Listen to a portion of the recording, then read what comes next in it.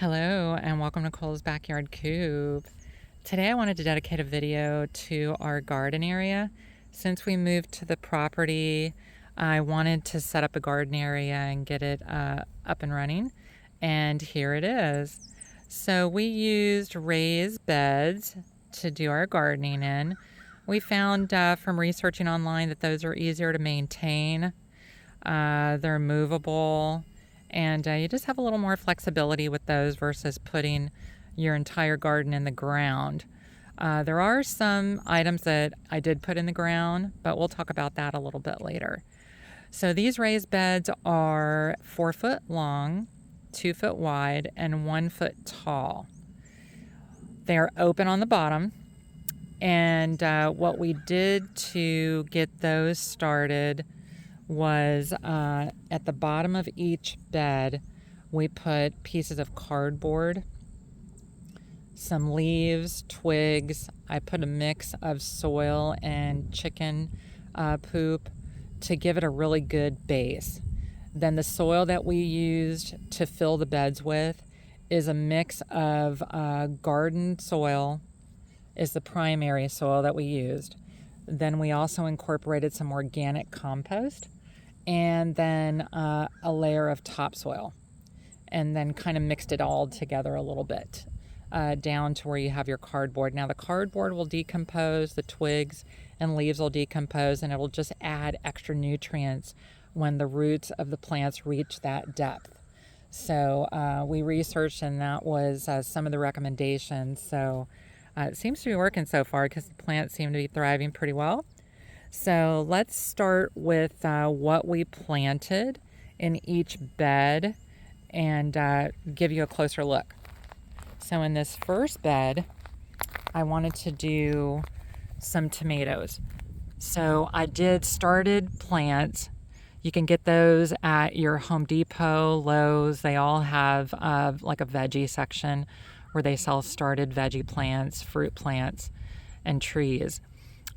You can plant from seeds, and I'm planning to do that, but I wanted to kind of get the ball rolling and get some plants that were going to be closer to producing like these guys are. So one of the things I'm learning about tomato plants is temperature is key to getting them to produce the fruit on the plant. So if it's too hot, which we're here in North Florida, so I needed to wait until October before I even started planting because we stay hot pretty late in the season. And we finally dropped out of that 90 degree, 95 degree temperatures to where now it stays below 80 here in North Florida. So that was ideal for me to be able to start planting, because it kind of is a spring temperature crop. Where up north, you wouldn't be able to plant it this time. It may be too cold, but here in Florida, these temperatures in fall are mimicking like a spring. So it was recommended online that this is a good time to plant according to our location, and we're in zone 9 in North Florida. So if you'll notice, if the temperature is too hot, which the temperature did go up and down like it does here in Florida quite a bit, you'll lose the blooms, and then they just drop off and wither and die, and you won't get anything on that particular bloom. Whereas when the temperature is perfect, you'll see that you'll get a bloom that'll turn into the fruit, and then you've got other blooms. It'll continuously give off blooms, and then like this little guy here is just starting to form. So the temperature is right now, so I'm going to get more success than I would have maybe a month ago when I planted them. So it's very exciting. You see I have quite a few tomatoes on the plants. I have 4 plants, and I am going to do some seeds. But again, I just wanted to get started and get these plants producing sooner than later, because when you do seeds, it takes up to 60 days to be able to get your first signs of vegetables on the vine. So let's move on to the next bed. I did kale in this bed. I love kale, leafy greens. And when you're planting, you're going to obviously plant things that you like. So I like a lot of leafy greens. I like salads and raw vegetables that I eat daily. So kale was one of my top choices to plant. So as you can see, these plants are really doing well. They're big and healthy looking. I did started plants again. I did 2 here, and then I decided to buy 2 more because these first 2 were doing so well. When you harvest the kale, you don't want to strip the plant of all of its leaves. You want to start from the bottom and let the leaf mature to at least this size before you harvest. And don't harvest more than 2 to 3, maybe 4 leaves at a time, because photosynthesis has to occur. And without too many leaves on the plant, it won't be healthy enough to do the photosynthesis to make a beautiful green plant. And then these 2 plants are newer. So see, I won't even harvest from these yet. I've been harvesting from these a little bit already, but I'm not going to overdo it. Once these reach the size of these other 2, then I'll start to slowly harvest from the bottom. I also planted some butter crunch, which is kind of like a bib lettuce, I would say. It's not big enough to harvest yet, but it's getting there. And I have a real small one in the middle. I did grow those from seeds. And then I have a row right here. They're just starting to come up. And then I threw a couple of sweet potatoes in the ground just to see what they would do, and they're coming up. So we'll see what we get from those. And then our next bed is broccoli. Again, I started with started plants. And they were very small, and look how huge they are now. And look at the broccoli head. It's beautiful. And these all have broccoli heads coming out. And then I did plant some broccoli seeds all the way around so that I can kind of fill in the gaps and get more plants going. And that way I will have lots of broccoli growing. Raw broccoli is one of my favorites on a salad. We have carrots here in this back bed, planted from seeds. And they're doing really well. They're starting to get the little tops on them. So once they get a little larger, I will thin them out because they're a root vegetable, so I don't want to crowd them as they're growing the actual carrot at the bottom.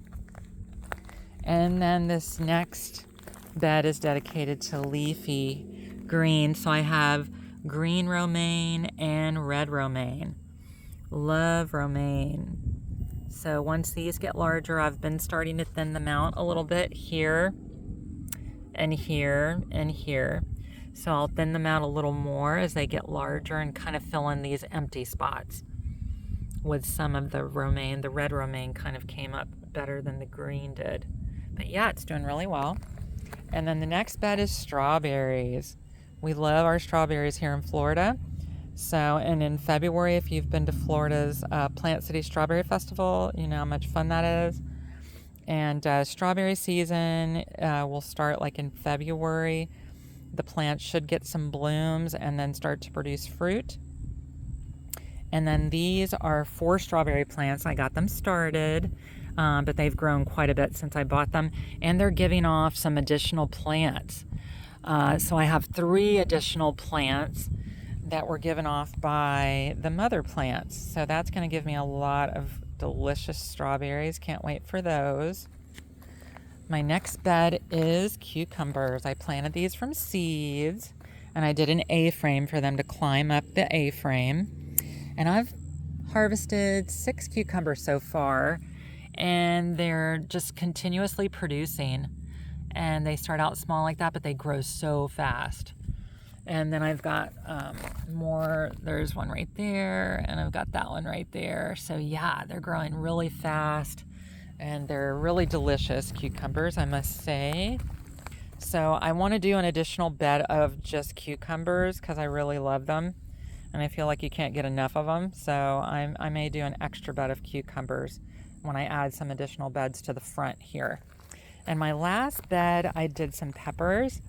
The peppers are doing all right. I've got to kind of research and see if they're getting too much sun maybe, because the leaves are dropping. Soil is really rich and good, but something's going on with them. So they've produced a couple of peppers, but not like I thought they would. So there's one pepper there. But yeah, if you're into peppers and you can make a suggestion to me, that would be great. Otherwise, I may scrap the peppers and make this another cucumber bin because I really love the cucumbers more than peppers.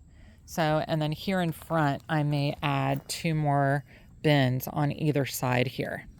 Let's move on to fruit. So we planted 7 plants of blueberries. So on your left here is a wild variety bush of blueberries, smaller piece of fruit, a smaller berry, but sweeter. And the plant only grows to 2 feet tall by 2 feet wide. And they're really cute little bushes. They do look wild. And they're deciduous, so right now they've lost a lot of their leaves for the winter, but in spring they will start to get the blooms, just like this other variety. This is a variety you may be more familiar with. This is the rabbit eye type of blueberry, and they do require cross-pollination, so the one in the middle is different than the 2 on the end. And these grow 6 to 8 feet tall and wide, and will bloom in spring and produce a much larger berry like you see in the grocery store. So yeah, and these don't lose their leaves all. They might lose a few of their leaves, but they don't go completely bare that I've ever seen. But yeah, and then we did pine bark. Pine bark is good for blueberries. So we did that, and we'll see what the results are in spring. I'm really excited to see what happens with those. And I left myself some room to plant some additional blueberries and if they do really well. And the other thing I'm researching is raspberries and blackberries. So I may do some of those back here. And then this other open area over here, I'm going to do some watermelons. So just let them vine out on the ground and clear all the grass there and just let it be sandy and let those watermelons just go all over the place. And then I'm trying my hand at a few fruit trees. So through a website called Garden Goods Direct, I'll put a link in the description for them. They have a lot of good fruit trees, shrubs, ornamentals, all kinds of stuff. Check them out and see what you think. But these are called Anna's apples. They're kind of the size of, when they fruit, of a gala apple. And they're doing really well so far. They've grown, well, probably at least 6 foot already. And they're deciduous, so the leaves should all drop off before spring. And this one tree on the left, though, they're not supposed to bloom until spring, but it has a few blooms coming out already. So I'm wondering if our variation in temperatures that we get here in Florida, where it's 48 in the morning and then goes up close to 80 in the afternoon, is confusing the tree. I don't know, but there's another bloom right there. So we'll see if these actually turn into apples or not. I'm not sure, but we'll find out. The one on the right is not getting any blooms at all yet, but you can see where it's kind of going dormant, and you see all the little dormant nubs there where the leaves will come in the spring. And then I have 2 peach trees. So again, I researched for zone 9 in Florida, and this was the type that would do the best. This one's gone completely dormant already. And you can see all the little buds that are going to be waiting to come out, and it should bloom in spring with fruit ready to harvest in summer.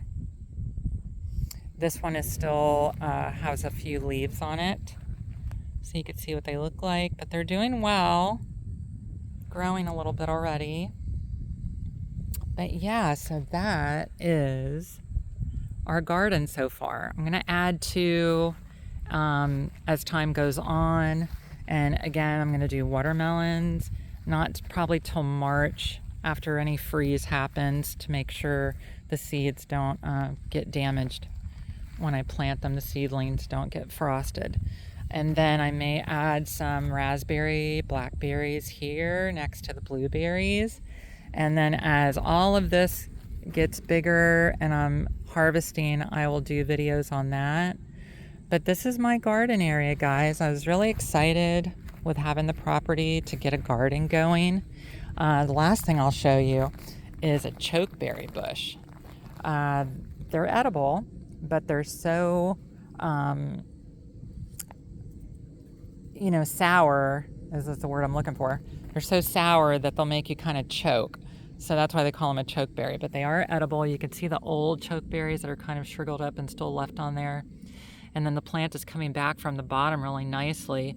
I'm not going to cut any of the limbs because I think they're just dormant, not dead, so I'll leave it. It's always best to leave versus cut until spring and you see what happens.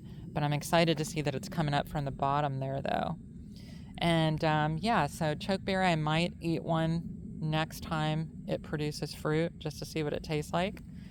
Can't be too sour, but we'll see. I'll let you know, get back to you on that. But this is the garden, so hope you liked the video. Mash the like button if you did. Feel free to drop me a comment.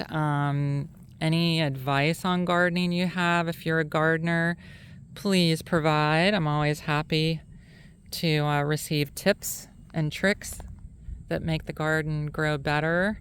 I haven't had any issues with pests or anything. All I do is put water on these vegetables and that's been it. Thankfully, I haven't had one issue, so I can truly say these are organic with no pesticides of any kind added. So yeah, it's going really well. I haven't had any, cross your fingers, deer issues either, thankfully.